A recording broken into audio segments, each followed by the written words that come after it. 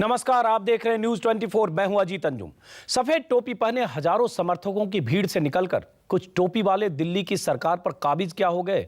BJP को भी टोपी की जरूरत महसूस होने लगी है। सफेद टोपी को टक्कर देने के लिए आज भगवा टोपी बीजेपी नेताओं के सिर पर सवार हो गई। केजरीवाल की सफेद टोपी का मुकाबला करने के लिए बीजेपी नेताओं ने कोल्ड स्टोरेज से निकालकर भगवा टोपी पहन ली। शायद बीजेपी को लगा कि टोपी का टोटका भी मोदी को प्रधानमंत्री बनाने में मददगार साबित हो सकता है। बीजेपी ने टोपी पर लिख भी दिया, मोदी फॉर पीएम। आज बीजेपी के नेता उसी भगवा टोपी को पहनकर दिल्ली के राजघाट से संघर्ष का बिगुल फूंकते दिखे। सत्ता के कुरुक्षेत्र में टोपी युद्ध के दस्तक के साथ ही अन्ना की सहयोगी किरण बेदी ने नरेंद्र मोदी को प्रधानमंत्री बनाने की अपील कर टोपी ट्रांसफर के संकेत दे दिए। किरण बेदी ने कह दिया कि मोदी से अच्छा प्रधानमंत्री देश को तो मिल ही नहीं सकता। बेदी ने कहा कि कांग्रेस तो आएगी नहीं, लेकिन अपने पुतले को आगे बढ़ाकर बैकडोर से राज करने का जुगत करेगी। जाहिर है, बेदी ने केजरीवाल का नाम लिए बगैर उन्हें कांग्रेस का पुतला तक कह डाला। अब यह यकीन करना थोड़ा मुश्किल है कि अन्ना के साथ हर मोर्चे पर दिखने वाली किरण बेदी ने अगर नमो नमो का जाप शुरू कर दिया है तो उसमें अन्ना की रजामंदी नहीं होगी। तो सबसे बड़ा सवाल यही है कि क्या केजरीवाल की काट के लिए बीजेपी की अन्ना से सेटिंग हो गई है? किरण बेदी ने क्यों की मोदी को पीएम बनाने की अपील? इन्हीं सवालों पर बात करेंगे अपने खास मेहमानों से, लेकिन सबसे पहले देखिए बीजेपी का टोपी टोटका और किरण बेदी का मोदी मंत्र।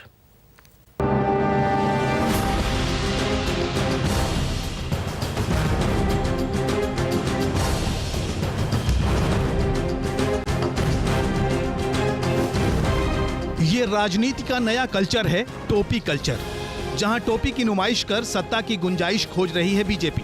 भगवा टोपी पर मोदी फॉर पीएम का नारा है। एक टोपी का आविष्कार कर अरविंद केजरीवाल ने सरकार बना ली। कांग्रेस का हाथ थामकर दिल्ली के तख्त पर बैठ गए और सबसे बड़ी पार्टी का तमगा लेकर घूम रही बीजेपी को टोपी पहना दी। लगता है 1 महीने के सियासी मंथन के बाद बीजेपी को टोपी शास्त्र का ब्रह्म ज्ञान मिला। केजरीवाल की टोपी के टोटके का कमाल समझ में आया और बिना देर किए बीजेपी ने भी पहन ली भगवा टोपी। सोचा शायद ये टोपी ही राज दिला दे, मोदी को प्रधानमंत्री का ताज दिला दे। बीजेपी कहती है टोपी की जनक तो वही है, केजरीवाल ने तो जनता को टोपी पहना दी। हमारी टोपी तो संघर्ष की पहचान है, इसे पहनने में गलत क्या है? वो टोपी पहना रहे हैं, हम टोपी पहन रहे हैं। कहीं आप भी जनता को टोपी पहनाने की कोशिश कर रहे हैं? हम टोपी को पहनाने पे विश्वास नहीं करते। ये टोपी आइडेंटिटी है, नंबर 1 बात। दूसरी बात, केसरिया रंग संघर्ष का है। जब जब संघर्ष होगा तब तब ये टोपी पहनी जाएगी। आम आदमी का क्या पेटेंट है क्या टोपियों के ऊपर? सवाल ये नहीं कि हिंदुस्तान की राजनीति में टोपी का इतिहास सबसे पहले किसने लिखा और किसने टोपी का सियासी पेटेंट कराया। सवाल ये है कि सियासत में टोपी ट्रांसफर की रवायत कब तक चलेगी। इसी रवायत की एक मिसाल अन्ना की सहयोगी किरण बेदी ने भी पेश कर दी। मुक्त कंठ से मोदी की तारीफ कर दी किरण बेदी ने।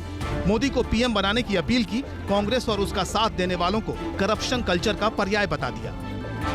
As prime ministerial candidate, who is Narendra Modi? Modi is a clear alternative, but we are not going blindfolded. We voted for Modi. We will see that he is accountable and that strong Lokpal bill comes and Lokayuks come in all the states. Congress को अगर वापस लाएंगे तो फिर से scams लाएंगे। Congress supported group को लाएंगे तो फिर वो बैकडोर से उनके थ्रू एंटर करेंगे और अपने को बचाने की कोशिश करेंगे। अब हमको छुपन छुपाई नहीं खेलनी है, सीधा खेलना है, सीधा वोट देना है और हमने कहना है मोदी साहब को कल नेतृत्व और जवाबदेही रखो। और जिस मोदी के राज में लोकायुक्त बहाल करने में करीब 10 साल लग गए, उसी मोदी को लोकपाल का प्रणेता मानकर पीएम बनाने की किरण बेदी की अपील के पीछे क्या अन्ना की भी मर्जी है? राजनीति की बजाय आंदोलन से देश को बदलने के हिमायती अन्ना और किरण बेदी ने भी क्या टोपी ट्रांसफर कर ली? सवाल हुए तो निर्विकार भाव से अन्ना का जवाब आया, वो कुछ नहीं जानते। किरण बेदी ने कहा है कि पीएम पद के लिए नरेंद्र मोदी सही उम्मीदवार, ऐसा उन्होंने कहा।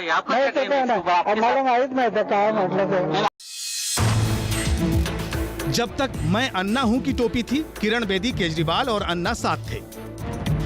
केजरीवाल अलग हो गए तो मैं हूं आम आदमी की टोपी आई। अब मोदी की टोपी आई है तो किरण बेदी के वैचारिक भाव भी नई सियासत की भविष्यवाणी कर रहे हैं। लेकिन मोदी का गुणगान करने वाली किरण बेदी के सियासी झुकाव पर आम आदमी पार्टी टका सा जवाब दे रही है। एक झटके में बीजेपी के सारे दाग दिखा रहे हैं कुमार विश्वास। देश के खनिज लूट लेने वाले येदियुरप्पा को पार्टी में लेकर किरण बेदी कैसे भाजपा के माध्यम से भ्रष्टाचार मिटा देंगे, ये मेरे लिए आश्चर्य की बात है। किरण बेदी को लेकर केजरीवाल की पार्टी का उबाल तो समझ में आता है, लेकिन सबसे बड़ा सवाल यह है कि मोदी को देश का एकमात्र विकल्प बताने वाली किरण बेदी की राजनीति क्या है। क्या केजरीवाल की कार्ड के लिए मोदी की अन्ना से सेटिंग हो गई? Bureau report, news 24।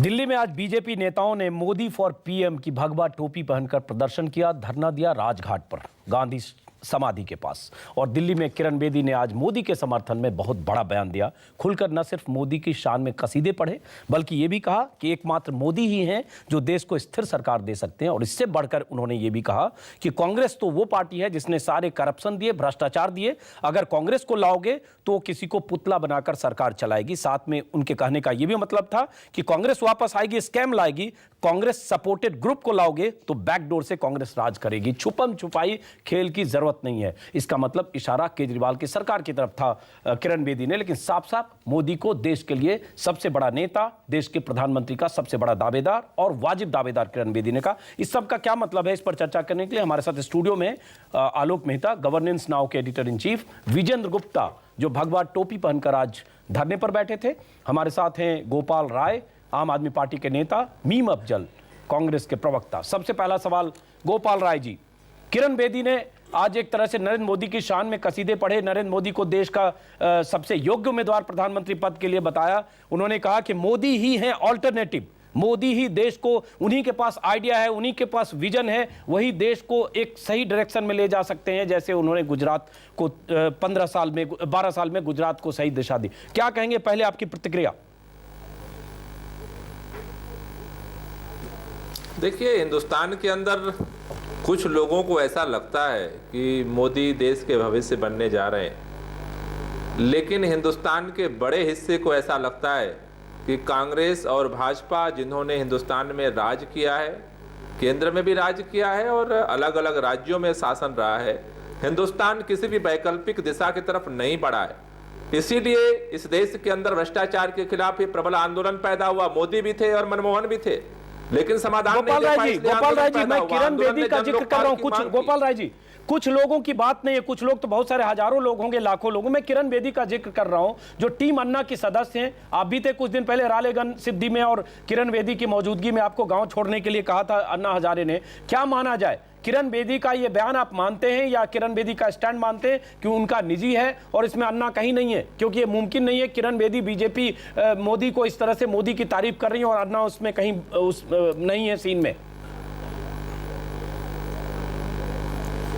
नहीं, अन्ना जी की क्या स्थिति है अन्ना जी बताएंगे, लेकिन किरण जी ने जो बात कही है, किरण जी को अगर आज ये बात लगती है तो किसी को भी ये बात लग सकती है। उसकी वजह क्या है वो किरण जी बता सकती हैं, लेकिन इस देश के आम आदमी को ये नहीं लगता है कि मोदी इस देश के कोई विकल्प बन सकते हैं और न कोई दिशा दे सकते हैं। एक बात और किरण बेदी ने कही है कि कांग्रेस अगर आएगी, कांग्रेस तो आएगी नहीं, आएगी तो कांग्रेस सपोर्टेड ग्रुप आएगी और बैकडोर से वो राज करेंगे जैसे दिल्ली में हो रहा है। उन्होंने ये भी कहा कि कांग्रेस वो है जिसने करप्शन किए और वो किसी को पुतला बनाकर सरकार चलाएगी। एक तरह से साफ साफ आपकी पार्टी या केजरीवाल को या आप सबको कांग्रेस का पुतला भी कहा किरण बेदी ने।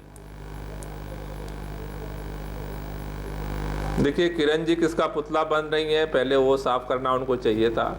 दूसरी बात कि जिस तरह का लोकपाल पर कांग्रेस बीजेपी के दोनों के गुणगान करते हुए किरण बेदी जी आगे आई, अगर कांग्रेस भाजपा आएगी तो कमजोर लोकपाल बिल लेकर आगे जाएगी जो भ्रष्टाचार नहीं मिटाएगी। आम आदमी पार्टी आएगी, जन लोकपाल लाएगी और भ्रष्टाचार मिटाएगी। आज देश में 2 लाइनें खिंच चुकी हैं और उस पर निश्चित रूप से सबको तय करना है कि किधर किसे खड़ा होना है। चलिए गोपाल राय जी, आपके पास वापस आएंगे, लेकिन एक बार हम आलोक मेहता से टिप्पणी लेते हैं। किरण बेदी ने जिस ढंग से कहा है, बाकी विजन जी और मीम अफजल साहब आपके पास भी आऊंगा, क्या माना जाए इस ढंग से कहना? चूंकि किरण बेदी अन्ना हजारे के साथ थी, अभी अनशन के दौरान भी थी, आज जिस ढंग से बहुत खुलकर उन्होंने बात कही है, माना जाए कि कहीं न कहीं एक धारा है जो टीम अन्ना को भी बीजेपी अपने साथ लाना चाहती है, साधना चाहती है, क्योंकि केजरीवाल तो छिटक गए, चलो अन्ना और उनके साथ कुछ लोग सही, पर्दे के पीछे से ही सही।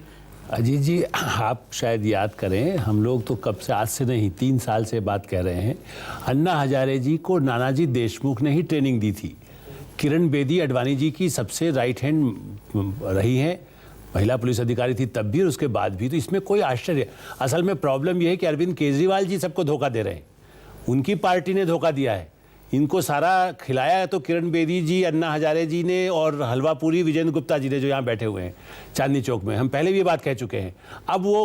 अब विचार बदल लें, दल बदल लें, वो तो हमारे यहाँ बड़ी परंपरा है। आज जेडीयू वालों ने भी ज्वाइन कर लिया है आप पार्टी को, तो वो अलग बात है। लेकिन किरण बेदी और अन्ना हजारे तो पहले भी आरएसएस बीजेपी के साथ थे, उनके बल पर उन्होंने आंदोलन चलाया। अब आंदोलनकारी दो भागों में विभाजित हो गए हैं। जैसे जॉर्ज फर्नांडिस अलग हो गए थे जनता पार्टी से, आरएसएस के कंधे पर चढ़े वीपी सिंह, उसके बाद वीपी सिंह ने धक्का देकर आरएसएस बीजेपी को पीछे छोड़ दिया। तो इसलिए कोई आश्चर्य नहीं है, राजनीति को जो समझते हैं वो जानते हैं। यही केजरीवाल जी, प्रदीप राय जी कहते हैं हम तो राजनीति में आएंगे ही नहीं, हम तो बिल्कुल राजनीति से दूर रहेंगे। प्रशांत भूषण जी तो गाली देते थे हमें मंचों पर, कहते थे भाई आप लोग क्यों हमें राजनीति में आने कह रहे हैं। आज वही लोग वही राजनीति कर रहे हैं बीजेपी के खिलाफ, और बीजेपी के पक्ष में जो है उस पर आश्चर्य हमको नहीं करना चाहिए, जो पुरानी पृष्ठभूमि जानते हैं। तो इसका मतलब आपको अवश्यम भावी था। वैसे भी जिस ढंग से किरण बेदी लगातार बीजेपी को लेकर सॉफ्ट थी, उनके बयान थे, वो कहीं ना कहीं इशारा कर रहे थे कि आने वाले दिनों में यही हो सकता है। विजेंद्र गुप्ता जी, मीम अफजल साहब आपके पास आ रहा हूं। विजेंद्र गुप्ता जी, किरण बेदी ने जिस ढंग से बहुत सारी बातें कही हैं और मोदी को देश के लिए सर्वश्रेष्ठ प्रधानमंत्री का उम्मीदवार ही नहीं कहा कि मोदी ही गुजरात देश को सही विजन, सही आइडिया के साथ आगे ले जा सकते हैं। क्या अन्ना पर भी नजर है? देखिए अजीत जी, किरण बेदी एक नॉन पॉलिटिकल पर्सनैलिटी हैं। उन्होंने जीवन भर एक बेदाग पुलिस ऑफिसर के रूप में, एक डायनेमिक पुलिस ऑफिसर के रूप में काम किया और अपनी पहचान बनाई है। अगर आज वो श्री नरेंद्र मोदी जी के नेतृत्व को देश के लिए सही दिशा बताती हैं, तो मैं देख रहा हूँ कि किस तरह की भाषा आम आदमी पार्टी के लोग बोलते हैं। जब वीके सिंह नरेंद्र मोदी जी के मंच पर आते हैं और रिटायर्ड जो मिलिट्री के ऑफिसर हैं उनके साथ, तो इनकी भाषा अभद्र हो जाती है। इसका मतलब साफ है कि भद्रता से काम करने का शायद इनको आदत नहीं है। इनके मंच पर आशुतोष आते हैं तो वो भले आदमी हैं, और कोई भला व्यक्ति अगर भाजपा की तारीफ करता है तो वो बुरा आदमी है। ये कौन सी राजनीति है? अभी भला बुरा की तो उन्होंने कहा भी नहीं। उन्होंने बोला ना, भी उन्होंने बोला, साफ बोला। सवाल ये है कि वास्तविकता ये है, जो सही बात है देश के लिए और जो एक स्थिर सरकार का विषय है। आज जो भी सर्वे हो रहे हैं, चाहे छोटे सैंपल से हो रहे हैं, चाहे शहरों में हो रहे हैं, हर जगह मोदी जी बहुत आगे हैं। यानी कि आज अगर सबसे ज्यादा पीछे कोई गया तो राहुल गांधी गए हैं, कांग्रेस गई है।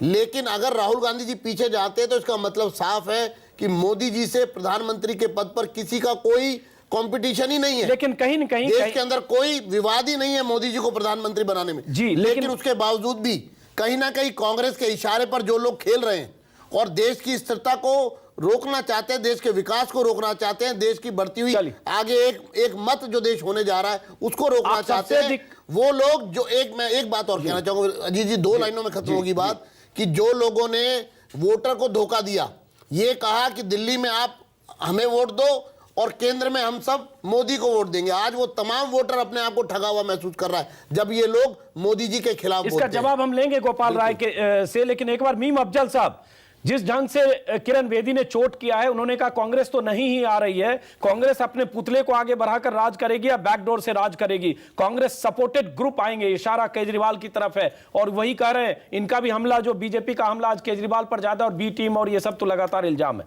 और एक दूसरी बात जो अहम है कि कहीं ना कहीं अब लोग मानने लगे कि मोदी का रास्ता अगर कोई रोक सकता है तो केजरीवाल है, राहुल गांधी तीसरे नंबर पे है या फैक्टर नहीं है।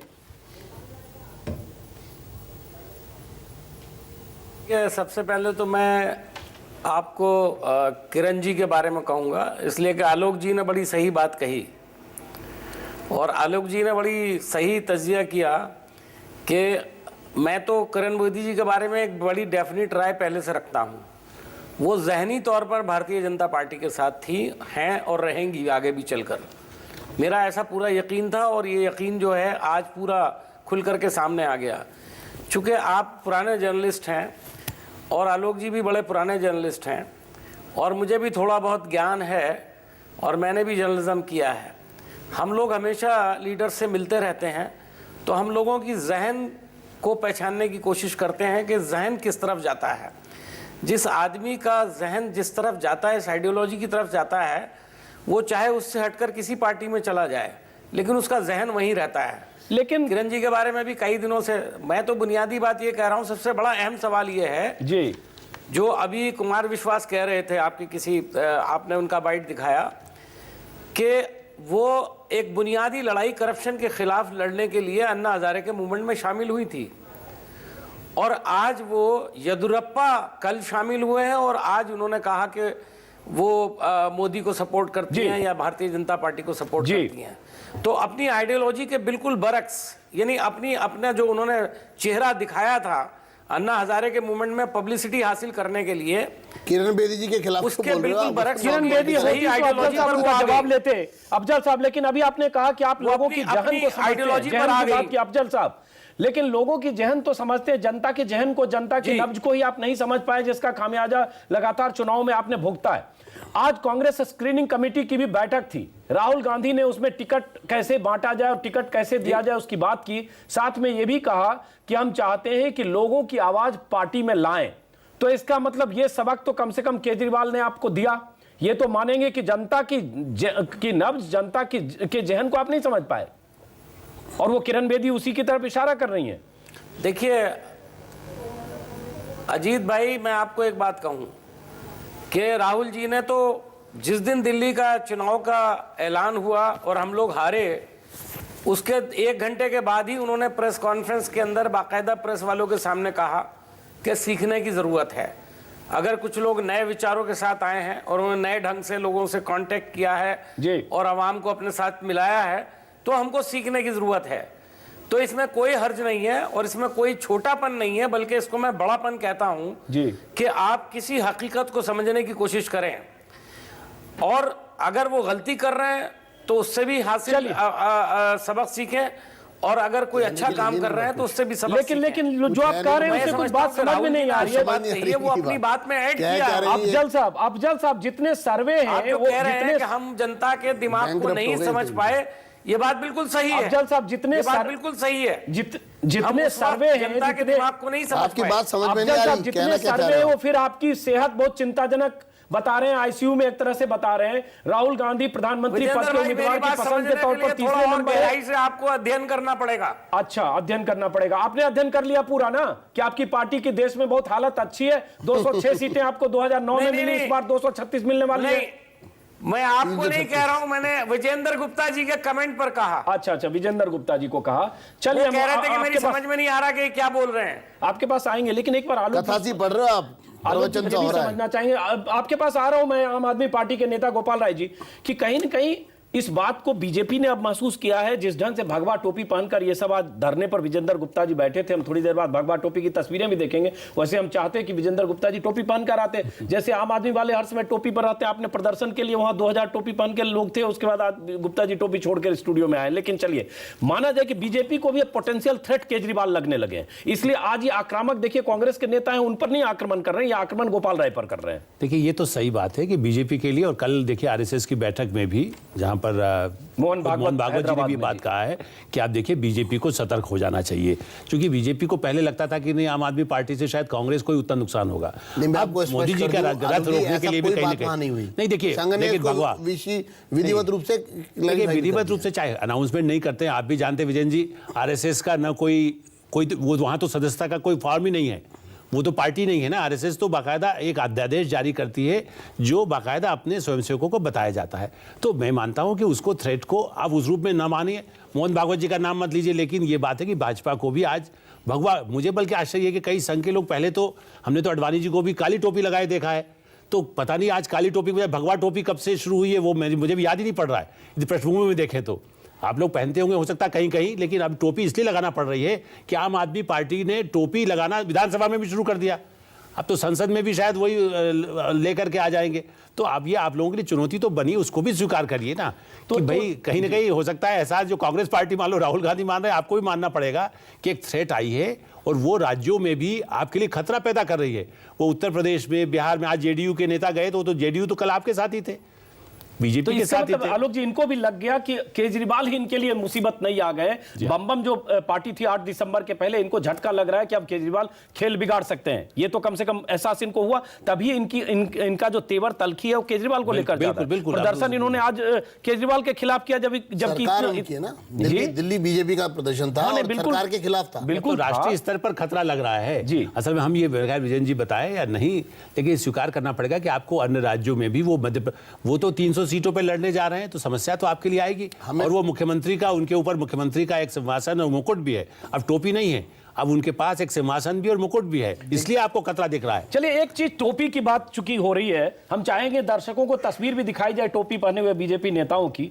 ये टोपी आज क्यों पहन कर आए? वैसे आम आदमी पार्टी के नेता से एक बार पूछ लें, गोपाल राय जी, आप तो सफेद टोपी लगा कर आप लोग पहुंच गए असेंबली में, सरकार बना ली आपने, और आज कुछ तस्वीरें हम दर्शकों को दिखा रहे हैं, बीजेपी के तमाम नेता भगवा टोपी लगाकर बैठे थे, मोदी फॉर पीएम, जिसमें हमारे विजेंद्र गुप्ता जी जो स्टूडियो में वो भी हैं, हर्षवर्धन जी भी हैं, विजय गोयल जी भी हैं, मुख्तार अब्बास नकवी जी हैं। तो आपने जो हासिल किया, अब उसके आपके काउंटर के लिए गोपाल राय जी, ये लोग भगवा टोपी पहनकर आ चुके हैं। गोपाल राय जी, देखिए, पहली बात यह है कि आज अगर भारतीय जनता पार्टी के लोगों को टोपी पहनना पड़ रहा है तो निश्चित रूप से एक बात तो साफ आ रही है कि टोपी से इनको डर तो लगने लगा है। लेकिन हम लोगों का मकसद टोपी पहन किसी को डराने का नहीं है। इस देश के अंदर भारतीय जनता पार्टी पिछले 8 तारीख के पहले जिस तरह से देश भर में घूम रही थी, निश्चित तौर पर देश के अंदर आम आदमी को कांग्रेस और भाजपा दोनों के मुकाबले में एक विकल्प मिल गया है। जिस तरह से जबरदस्ती भाजपा कोशिश कर रही है नमो नमो करने की, स्वाभाविक तौर पर जो दुख दर्द से मारा हुआ इस व्यवस्था का आम आदमी है, उसको ये आम आदमी की टोपी अच्छी लगती है और उसके सामने आज एक झाड़ू हथियार के रूप में है। निश्चित तौर पर भाजपा के लोग अपनी रणनीति बनाते हैं, वो पिछले 1 साल से हम देख रहे हैं आम आदमी पार्टी जो करती है पीछे पीछे ये करते हैं। तो इसका मतलब लेकिन नरेंद्र मोदी के होने के बावजूद भी इनको टोपी पहननी पड़ रही है। ये जरूर एक नया अध्याय जुड़ा है भारतीय जनता पार्टी की राजनीतिक। मुख्तार अब्बास नकवी ने यह भी कहा कि आप लोग टोपी पहना रहे हैं जनता को, इसलिए ये टोपी पहन रहे हैं। नहीं, अगर इन्होंने भी टोपी पहन ली तो फिर बात साफ हो गई ना कि आम आदमी के सामने इनको झुकना पड़ रहा है। और हमें लगता है कि आम आदमी का जो चारों तरफ, हम लोगों को भी ये लग रहा है 8 तारीख के बाद पूरे देश में एक मतलब बाढ़ आई हुई है आम आदमी पार्टी से जुड़ने के लिए। हम लोगों के सारे तंत्र फेल हो गए लोगों को जोड़ने के लिए। चलिए उस पर बात करेंगे। हम लोगों ने नए तरीके से सारे लोगों को जोड़ने की, समेटने की प्रक्रिया शुरू की है। मैं भी आम आदमी कैंपेन आज से हम लोगों ने इसीलिए शुरू किया। जी, उस पर हम बात करेंगे। गोपाल राय जी, जरा टोपी शास्त्र पर बात कर लेते हैं गोपाल राय जी, उसके बाद करेंगे। तस्वीर दर्शक देख रहे हैं, विजेंद्र गुप्ता जी भी टोपी पहने दिख रहे हैं। गुप्ता जी, ये टोपी कहां से, किस कोल्ड स्टोरेज से निकाला आपने? किस कोल्ड स्टोरेज में टोपी थी कि आज भगवा टोपी पहनकर आप सब लोग वहां पहुंचे? जी, ये तो आप मानते हैं कि भारतीय जनता पार्टी के लोग टोपी दशकों से टोपी पहन रहे हैं और आलोक जी ने काली टोपी का जिक्र भी किया है। नहीं, भगवा टोपी, हाँ मैं आ रहा हूँ। आज जो ये तस्वीर है, इसके पहले आपने कब पहनी थी भगवा टोपी? क्योंकि जनता की मांग आ रही है कि भगवा टोपी पहन लो। एक सेकंड, मोदी को पीएम बनाने के लिए हम सिंबलाइज करना चाहते हैं। तो वो नकल कर रहे हैं ना? नहीं, एक सेकंड, आम आदमी पार्टी की। मेरी बात तो पूरी हो जाए, फिर आप नकल और अकल सब पे आ जाइए। जी जी। मोदी फॉर पीएम लिखा है उस पर। हम कोई वहां पर आपने देखा होगा कोई कमल का निशान नहीं है। बीजेपी लिखा हुआ है दूसरी तरफ।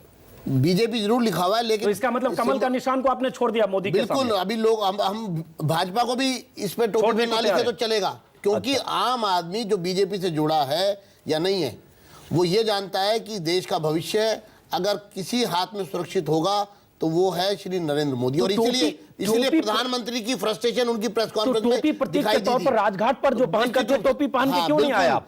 बिल्कुल टेम्पररी टोपी क्यों पहन रहे, घंटे भर तस्वीर खिंचवाने के लिए? हमने ऐसी कोई घोषणा नहीं की है कि आप किसी के मरने में भी टोपी पहन के चले जाओ। अभी इनके लोगों को सर, हम यहाँ मातम कुर्सी के लिए नहीं बैठे। एक मिनट, मैं आपको स्पष्ट बता रहा हूँ। अभी टोपी का तो हाल ये हो रहा है कि किसी की शादी में दूल्हे की बारात चढ़ रही है और वो टोपी पहन के आगे जाके घोड़ी के खड़े हो जाते हैं। लोग कहते हैं भाई साहब प्लीज आप थोड़ा पीछे हटिए, ये कोई राजनीति का अड्डा नहीं है, मेरे घर में शादी हो रही है। तो सवाल ये है कि विधानसभा में जाकर बैठ गए टोपी पहन कर और अपनी पार्टी का प्रचार करने लगे और अगले दिन सारी टोपियां उतर गई विधानसभा के सदन में से। तो हम कोई, वो कहते हैं ना कि जो नया आदमी, ये टोपी कितना, मैं आपको वही बता रहा हूँ, बनवाई है ये, मैं आपको वही बता रहा हूँ। आपको पहले इसकी वास्तविकता समझ में आ जाए, फिर आप काउंटर क्वेश्चन करेंगे, अच्छा लगेगा जी। ये सीधे तौर पर जो आज हमने टोपी पहनी, इसके पीछे का जो लॉजिक है वो यही है कि मोदी फॉर पीएम, और झंडा लेके चलना या गले में कोई मफलर डालना या वो डालना की बजाय हम टोपी पहन लिया मोदी के प्रचार के लिए मोदी के प्रचार के लिए, टोपी पहन, सिंबलाइज करने के लिए कि ये हजारों लोग, ये लाखों लोग भारतीय जनता पार्टी के प्रधानमंत्री के उम्मीदवार श्री मोदी जी को प्रधानमंत्री बनाना चाहते हैं। उसके लिए अब सवाल उठता है कि जनता टोपी पहनती है कि नहीं नेताओं के। अफजल साहब, टोपी से तो बड़ा पुराना रिश्ता रहा है कांग्रेस का। 1920-21 में गांधी पहनते थे और उसके बाद कांग्रेस टोपी पहनती रही है। हालांकि बाद में इल्जाम लगा कि जनता पर को टोपी पहनाने का काम कांग्रेस ने ज्यादा किया। आप भी कुछ टोपी पहनिए। आप अपनी टोपी को छोड़ दिए, सफेद टोपी दिल्ली में आ गई, भगवा टोपी लेकर ये मोदी फॉर पीएम घूम रहे हैं। आपकी टोपी कहां है? देखिए बुनियादी तौर पर मैं आपको ये बात याद दिलाऊं कि अन्ना हजारे जो इस सारे पूरे मूवमेंट के सूत्रधार थे, उनके सर पर भी एक टोपी है और वो गांधी कैप है। और उसी गांधी कैप के ऊपर इन्होंने जो है आम आदमी पार्टी लिख दिया। उससे पहले मैं अन्ना हजारे हूं लिखा था। ये तो असल में आपकी टोपी कहां है? कर रहे हैं। अब टोपियों से मुकाबला हो रहा है, टोपी की टक्कर टोपी से है। देखिए, तो आप भी टोपी पे आइए सर। ऐसा है कि मैं समझता हूं कि टोपी का मुकाबला, आपकी टोपी तो आम आदमी, ये टोपी का जो मुकाबला है वो टोपी लगाकर नहीं किया जा सकता। ये मुकाबला सिर्फ विचारों से होता है। हमारे विचार अपनी जगह पर मौजूद है। मुमकिन है हम किसी वक्त कम खद्दर पहनते हों, टोपी कम लगाते हों। आज भी महाराष्ट्र में चले जाइए, आपको जगह जगह पर गांधी कैप जो है वो आपको ज्यादा दिखाई देगी। तो हमारी चलिए, गांधी कैप जहां भी दिखाई देती है, कम से कम कांग्रेस नेताओं के सिर पर नहीं दिखाई देती है। और टोपी से आपने रिश्ता तोड़ लिया, इसलिए एक टोपी अन्ना हजारे की टोपी जो आम आदमी पार्टी की टोपी है, गोपाल राय ने पहना, दूसरी भगवा टोपी आज इन्होंने धारण कर लिया। टीम अन्ना की अहम सदस्य पूर्व आईपीएस अफसर किरण बेदी ने आज मोदी की शान में कसीदे पढ़े, मोदी को देश के लिए सर्वश्रेष्ठ प्रधानमंत्री पद का उम्मीदवार बताया और यह भी कहा कांग्रेस तो आएगी नहीं, कांग्रेस बैकडोर से सरकार चलाएगी, कांग्रेस सपोर्टेड ग्रुप को पुतला बनाकर सरकार चलाएगी। इशारा अरविंद केजरीवाल की तरफ था। और दूसरी तरफ दिल्ली में दूसरा डेवलपमेंट, बीजेपी के बहुत सारे नेता भगवा टोपी पहनकर राजघाट पर उन्होंने प्रदर्शन किया, धरना दिया केजरीवाल की पार्टी के खिलाफ, केजरीवाल की सरकार के खिलाफ। सफेद टोपी के मुकाबले भगवा टोपी, इस पर भी चर्चा करेंगे। स्टूडियो में हमारे साथ सुनीता गोदार और टीम अन्ना की आ चुकी हैं और बाहर से कई मेहमान हैं, आलोक मेहता हैं, विजेंद्र गुप्ता जी हैं। एक बार फिर चलते हैं जरा मीम अफजल साहब के पास। अफजल साहब, सबसे मुश्किल की घड़ी कांग्रेस की है कि हालत यह है कि कांग्रेस अब तक 1 महीने पहले 2 महीने पहले तक थे कि मुकाबला राहुल बनाम मोदी होगा। अब हालत यह हो रही है कि हर जगह मीडिया में हो रहा है केजरीवाल रोकेंगे मोदी का रथ, केजरीवाल पर हमला, यहां आम आदमी पार्टी पर सबसे अधिक हमला बीजेपी करने लगी। तो लग रहा है कहीं न कहीं आपने अपना टोपी ट्रांसफर कर दिया है कि जो आप नहीं कर पाएंगे कम से कम केजरीवाल की टीम करे कहीं मोदी का रास्ता रोकने के लिए। देखिए अजीत अंजुम साहब, पहली बात तो है कि हम बार बार इस बात को कहते रहे हैं और आज फिर दोहरा रहा हूं कि ये जो मोदी बनाम राहुल गांधी, ये जो बहस आप लोग करते रहे हो, हमने हर मौके पर हर बार जब भी आपने ये कहा है उसको हमने डिनाई किया है। इसलिए कि हमारे पार्टी की बुनियादी पॉलिसी ये नहीं है कि हम किसी एक व्यक्ति विशेष के सामने इलेक्शन लड़ रहे हैं या एक व्यक्ति विशेष को लेकर के इलेक्शन लड़ रहे हैं। नहीं, व्यक्ति विशेष तो आपके मायने ही नहीं रखता सर। ये तो हम इतिहास जानते हैं सर, 60 साल का इतना थोड़ा बहुत पॉलिटिकल साइंस का स्टूडेंट रहा हूं, मैं जानता हूं कांग्रेस में व्यक्तियों की कोई अहमियत नहीं है। नेहरू जी, इंदिरा गांधी, राहुल गांधी, संजय गांधी, सोनिया गांधी, कहां किसी की अहमियत रही है राजीव गांधी की। सही कह रहे हैं आप, समाज में ज्ञान बढ़ाया आपने। पार्टी के अंदर जब पोजीशन होती है, पार्टी के अंदर जो आदमी सदर होता है या जो भी पोजीशन होती है, उस वक्त उसी की बात ज्यादा होती है। ये बात सही है बिल्कुल आपकी, इससे मैं इनकार नहीं कर रहा हूं। लेकिन ये जो मुकाबला करने की बात है, हम लोगों ने कभी इस मुकाबले को कभी ना तो ठीक समझा, और एक बार मैंने ये भी कहा था, कल भी मैं कह रहा था, अभी भी मैं आपके सामने दोहरा रहा हूं उस बात को, कि पूछा कि साहब मोदी जी का जो है वो ग्राफ 54% हो गया, 54% या 52%, और राहुल जी का ग्राफ जो है वो हमने सर्वे कराया 26%। तो मैंने पलटकर ये कहा था कि हम भी 1000-2000 करोड़ रुपया मेकओवर पे खर्च करते, पब्लिसिटी पर पैसा लगाते, बड़ी बड़ी सभाएं करते, कई करोड़ रुपया उसके अंदर खर्च करते, 200-200 करोड़ रुपया, तो शायद ये 500 करोड़ का बजट आपने भी रखा है। 500 करोड़ का खबरों में बात आई है, 500 करोड़ का बजट रखा है। और 88-89 में भी राजीव गांधी का कैंपेन बहुत जबरदस्त ढंग से हुआ, तो आपको याद होगा जिसकी काफी आलोचना भी हुई थी। हमने ऐसा कुछ नहीं किया, रंग रोगन और आप हमें बता दें कहां पर आपको खर्चा दिखाई दे रहा है। नहीं, अभी बजट की बात है, अखबारों, या तो आप कहिए कि ऐसा कुछ नहीं होने वाला, मैं तो खर्चा दिखाई दिया, आप ही लोगों ने बताया। अखबारों में खबर छप रही है कि कुछ कैंपेन हो रहा है, बड़ी बड़ी जापानीज पीआर कंपनी को हायर किया गया रंग रोगन और प्रचार प्रसार के लिए। ये इतनी बड़ी रैली हो रही है, साहब ये उम्मीद नहीं थी कांग्रेस इतनी जल्दी इतना फ्रस्ट्रेशन में आ जाएगी। आपने बताया, हमने तो नहीं बताया। चुनाव से 4 महीने पहले हथियार डाल दोगे आप, ऐसा सोचा नहीं था कभी भी। कांग्रेस की फ्रस्ट्रेशन साफ नजर आ रही है आपकी बातों से। 4 महीने पहले हथियार डालने की बात नहीं है, आप लोग बड़ी जल्दी में थे, आपने कैंपेन बहुत जल्दी शुरू हो गया, जेब भी खाली हो गई, दिमाग भी खाली हो गया, और आप खुद भी खाली हो जाओगे, बता रहा हूं आपको मैं। अच्छा चलिए अब देखते हैं 2014 में चुनाव में किसका क्या खाली होता है। एक बार जरा सुनीता गोदारा के पास चलते फिर आलोक जी के पास। अपने आप को ओवर स्पेंड कर दिया। सुनीता गोदारा, एक मिनट अफजल साहब, सुनीता गोदारा, आपने शुरुआत ही इसी से की कांग्रेस का एरोगेंस खत्म नहीं हुआ, लेकिन इससे सवाल ये उठता है कि अन्ना हजारे की टीम से जुड़ी हुई टीम अन्ना की सदस्य किरण बेदी एक तरह से खुलकर बीजेपी के साथ आ गई है, डुगडुगी बजा दिया उन्होंने नरेंद्र मोदी का। तो क्या माना जाए कि अन्ना हजारे की सहमति से यह है या किरण बेदी की निजी राय है, इससे अन्ना हजारे टीम अन्ना का? देखिए ये किरण जी की निजी राय है। मैं जितना उनको जानती हूँ, 2 साल क्या 3 साल उनके साथ में एक साथ टीम अन्ना में और फिर टीम कोऑर्डिनेशन में अन्ना जी की साथ काम किया है। वो जो बोलती हैं अपनी मर्जी से बोलती हैं, अपना उनका एक अपना नजरिया होता है। तो अन्ना हजारे को खारिज कर देना चाहिए था कि किरण बेदी जो कह रही है अब मेरा कोई रिश्ता नहीं है। अन्ना हजारे ने पहले से अरविंद केजरीवाल से इसलिए दूरी बनाई कि केजरीवाल पॉलिटिकल विंग बना रहे हैं, इसलिए मैं अलग हूं। आप देखिए बात को, जो आप कह रहे हैं, किरण जी ने मोदी जी का सपोर्ट किया जी, वो खुद पॉलिटिकल पार्टी को ज्वाइन नहीं की हैं अभी। नहीं, वो आगे करेंगी। देखिए अभी अगर आगे करती है, देखिए अगर आप मेरी पर्सनल राय माने, मतलब मेरी पर्सनल, अच्छा आप कह सकती हैं, ये कहने की पोजीशन में है कि वो चुनाव नहीं लड़ेंगी। सुब्रमण्यम स्वामी ने कहा है उनको चुनाव लड़ना चाहिए। सुनिए, मेरी राय है कि किरण बेदी एक बहुत बढ़िया कैंडिडेट बन सकती हैं। किरण बेदी गवर्नर की पोस्ट के लिए भी बहुत सुटेबल हैं, कैंडिडेट की पोस्ट के लिए भी सुटेबल है। अब बात ये है कि वो किस पार्टी में जाती है, वो उनकी मर्जी है। अगर उन्होंने पार्टी में नहीं जाना है और अगर उनको लगता है कि कोई प्राइम मिनिस्टर, तो ये उनका अपना नजरिया है, और इसमें अन्ना जी किसी को थोड़ी बताएंगे कि तुमको कौन किसको वोट देना है। ये कहना तो ये एक फिक्सिंग है। अन्ना हजारे को फिर आज कहना चाहिए था कि किरण बेदी ने जो किया, उसके बाद आज से किरण बेदी हमारी टीम की सदस्य नहीं है, क्योंकि हम राजनीति मैं कॉन्ट्रडिक्ट करना चाहूंगा। नॉन पॉलिटिकल व्यक्ति अगर अपनी राय रखता है देश के लिए, तो इसका मतलब ये वो पार्टी में चला गया। मेरा वो संदर्भ नहीं। एक मिनट दोनों से पहले मैं क्लियर कर दूं। विचारों को अपने वैचारिक आधार पर अन्ना जी पार्टी पक्ष के खिलाफ है, लेकिन अन्ना जी कभी किसी को ये नहीं कहेंगे कि तुम वोट मत दो। जब वोट देनी है तो अपने विवेक से सोचो कि कौन आपको अच्छा लगता है, सही लगता है, उसको वोट दो। लेकिन मुद्दा ये अन्ना जी शुरू से कह रहे हैं। सुनीता, मुद्दा ये है कि अन्ना हजारे ने, टीम अन्ना में टूट तब पड़ी जब अन्ना हजारे नहीं चाहते थे कि केजरीवाल पॉलिटिकल विंग बनाए, और खुले तौर पर हुआ। आज अगर अरविंद किरण बेदी मोदी के साथ खुलकर ऐसे बोलती है, मतलब पॉलिटिकल एक्टिविस्ट हो गई, कल को हो सकता है चुनाव लड़े। हो सकता है चुनाव लड़े। देखिए अन्ना हजारे की फिलॉसफी के खिलाफ है मोदी को जिताने की। अगर आपकी बात मान ली जाए कि राजनीति में भागी मत, लेकिन अन्ना हजारे की फिलॉसफी ये नहीं है किसी को जिताने की अपील करो। अजीत जी ये तो नहीं बोला ना अन्ना जी ने कि वोट ही मत डालना। चलिए, लेकिन यहाँ वोट डालने के बाद किरण बेदी ने नहीं कहा। भारत के भविष्य के बारे में जो राजनीतिक दल हैं, उसमें से कौन सबसे उपयुक्त प्रधानमंत्री हो सकता है?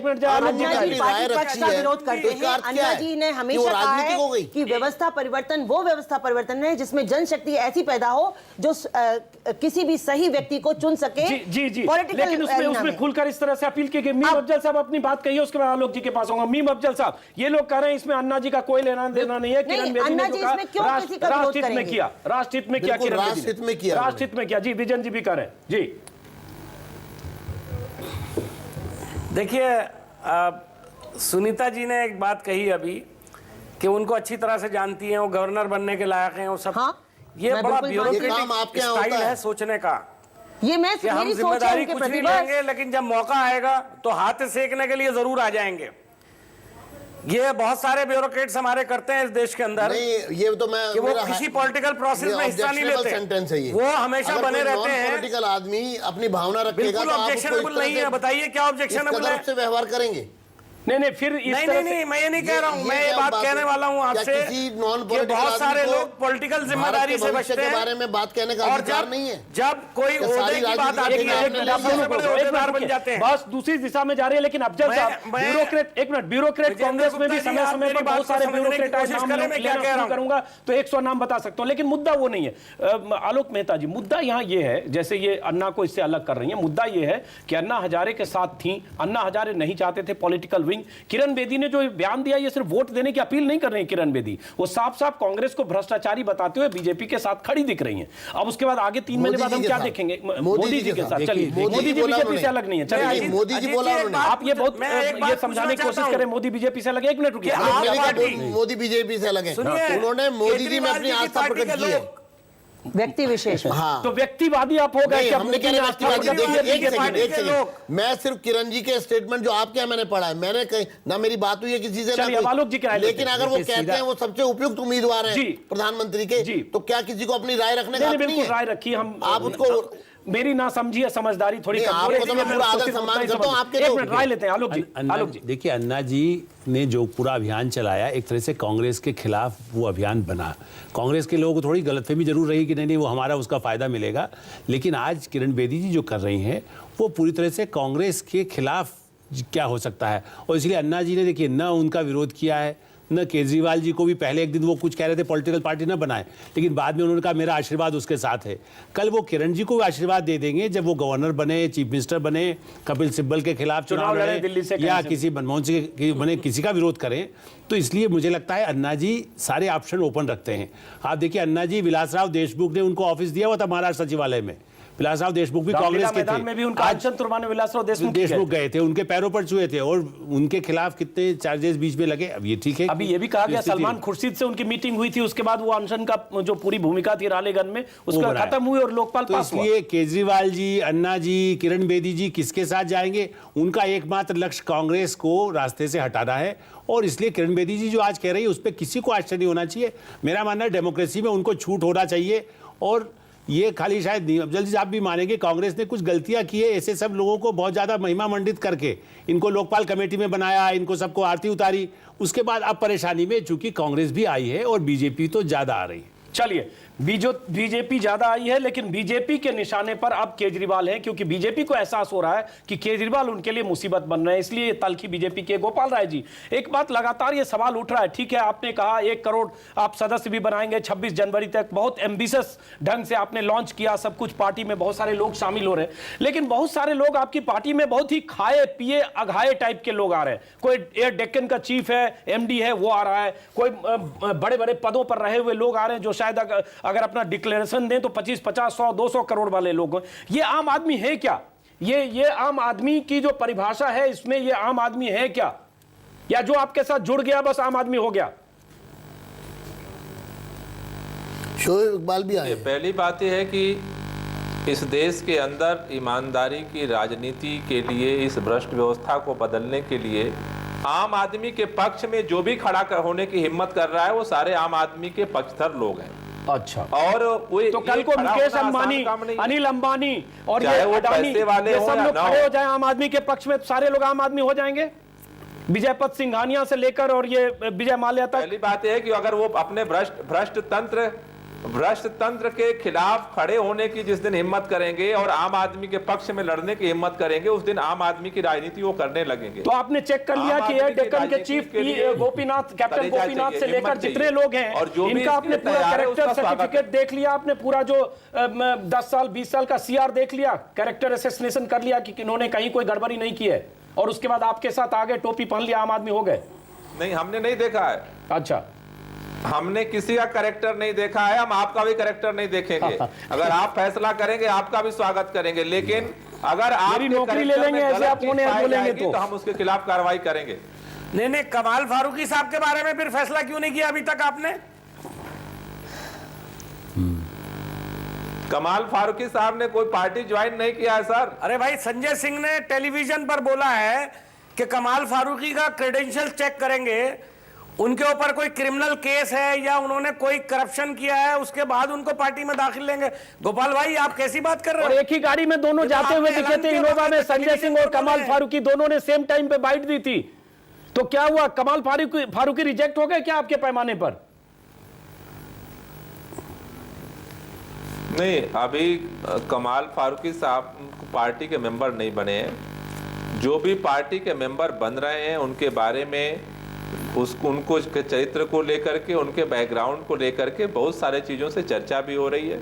लेकिन मेंबर अगर कोई बनना चाहता है, उनका आम पुराने मेंबर आदमी बनने है के लिए गोपाल सबका साहब, स्वागत है। पुराने आदमी है, उनके बारे में आपने टेलीविजन पर यह कहा कि उनका पहले हम ये क्रेडेंशियल चेक करेंगे कि उनके ऊपर कोई केस तो नहीं है, कोई क्रिमिनल केस तो नहीं है, कोई करप्शन में इन्वॉल्व नहीं है। अफजल साहब, मुझे लगता है कमाल फारूकी हमारे बहस का विषय नहीं है, बहुत ज्यादा बातचीत हो रही है अफजल साहब इस पर। पार्टी में आ रहा है और आप इस तरह से टीवी पर बयान दे रहे हैं।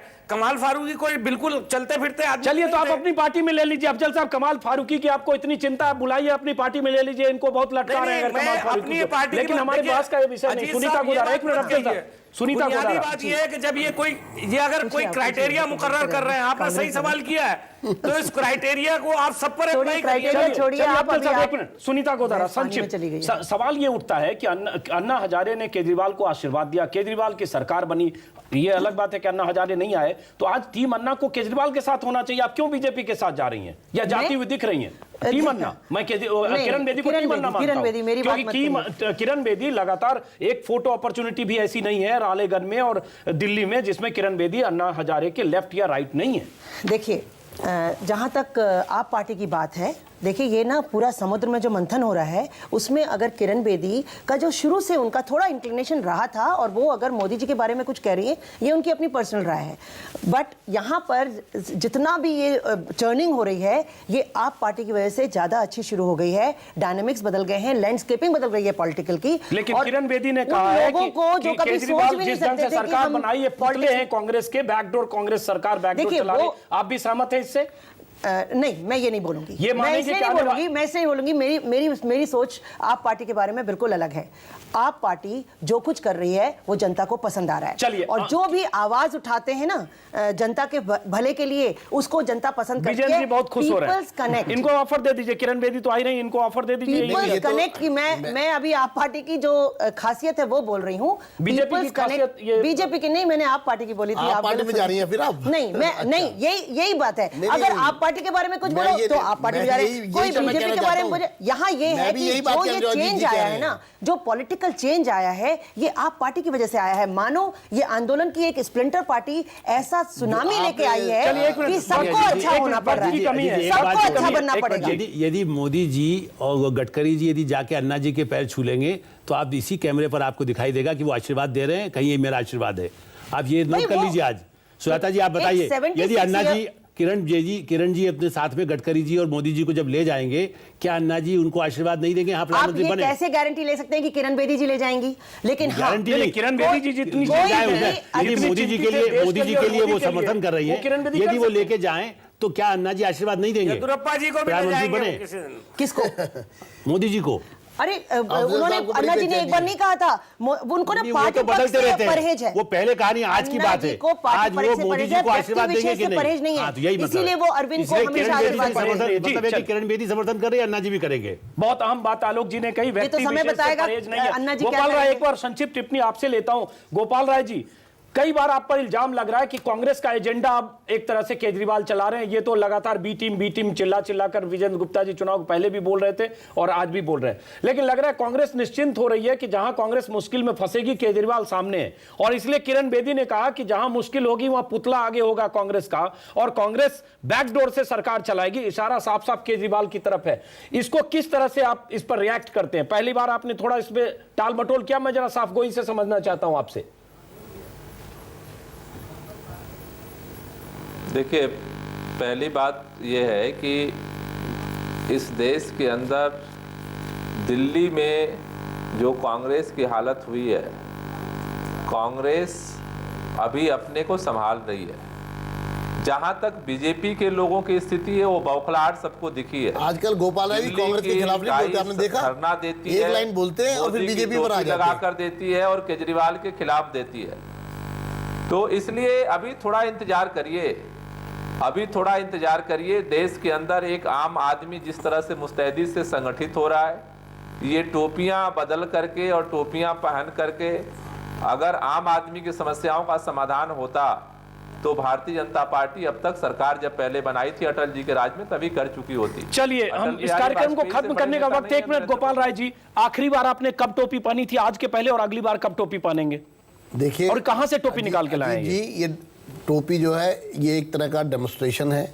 ये एक जो तरह आपने का आम आदमी पार्टी से सीखा नहीं, है? हम आम आदमी पार्टी वाले तो नौटंकी कर रहे हैं, मैं आपको साफ अच्छा, बुरा ना माने। मतलब उन्होंने गोपाल सफेद राय जी, टोपी पहनी, वो तो नौटंकी है, मरने सरकार जीने में आ भी- गया, आपने भगवा मरने टोपी जीने पहनी में होगी। भी टोपी पहनकर जा रहे हैं लोगों के, और सदन के अंदर बैठ गए टोपी पहन के। तो आप राजघाट ये पर एक बैठ गए प्रकार तो- का झंडा समझिए, या गले में जैसे हम वो डाल लेते मफलर, वो समझिए, ये एक तरह का प्रचार माध्यम लेकिन है। लेके नहीं आए ना गले में मफलर, तो तो ये केजरीवाल भी है, यहाँ पर प्रचार उनका में मैं प्रतीक खुद है बैठा हूँ। टोपी, आपने सिर्फ यहाँ वहां मैं कैमरे खुद के बैठा सामने हूँ, पहनी, मुझे छोड़ दिया मेरे टोपी। लिखा हुआ बीजेपी मेरे नाम क्या गया आपने? चलिए, इससे ज्यादा चलिए। प्रचार क्या है? देखिए, यहाँ पे तीनों पार्टियों के नेता हैं। मैं तो ये कहना चाहूंगी, जो भी गुड गवर्नेंस दे दे वो हिंदुस्तान चलिए, इस कार्यक्रम चला को यही खत्म करना पड़ेगा। आज टोपी का दिन था, बहुत जरूरी टोपी का दिन था। टोपी, भगवा टोपी पहनकर बीजेपी के नेता धरना प्रदर्शन में बैठे केजरीवाल के खिलाफ। सफेद टोपी केजरीवाल की, सफेद टोपी पहनकर केजरीवाल और उनके लोग सरकार में हैं। गोपाल राय बैठे हैं सफेद टोपी पहनकर, टिकट डिस्ट्रीब्यूशन सेंटर के एक तरह से मुखिया हैं, स्ट्रेटजी के चीफ हैं। गोपाल राय जी, आप ही लोगों से सीखकर बीजेपी भगवा टोपी पहनकर आज कोल्ड स्टोरेज से टोपियों को निकालकर भगवा पहनकर आई। सवाल उठता है, क्या टोपी और टोपी से टक्कर होकर बीजेपी केजरीवाल के रास्ते में जो केजरीवाल का डर है उससे मुक्त हो पाएगी? इस कार्यक्रम को यहीं खत्म करते